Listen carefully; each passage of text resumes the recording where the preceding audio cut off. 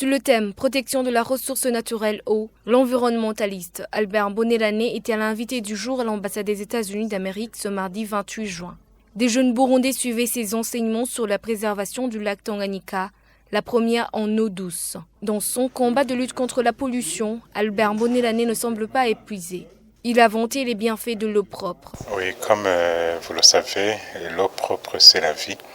Et si nous continuons à polluer le lac Tanganyika avec les déchets, tout ça, mais on commence d'abord par les riverains, c'est que demain, la vie risque d'être difficile. Parce que, comme on le dit, le lac Tanganyika, c'est vraiment un trésor.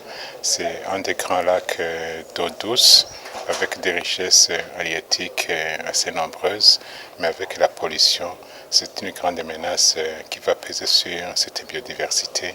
Et demain, je me pose la question, où est-ce qu'on va trouver de l'eau à consommer? Surtout que l'on sait que l'eau, c'est la vie, l'eau propre, c'est la vie. Des lois protégeant la nature et surtout l'eau ne sont pas appliquées. Que le gouvernement burundais les fasse sortir des tiroirs pour le meilleur du pays, a suggéré l'environnementaliste. Il y a des stratégies, la stratégie nationale de l'eau, il y a le code de l'eau, il y a la politique nationale de l'eau, et puis vous y ajoutez l'assainissement, on a la politique nationale d'assainissement. Sinon, si nous continuons à jeter les déchets, dans un premier temps, c'est le gouvernement qui est responsable, qui est redevable. Maintenant, on devrait mettre en place les mécanismes de suivi pour voir si réellement le code de l'eau est en train d'être appliqué à tous les niveaux. Des espèces vivant dans le lac Tanganyika fuient à cause de la pollution. Seul le tilapia résiste, mais il est rempli du plomb, qui est mauvais pour la santé humaine.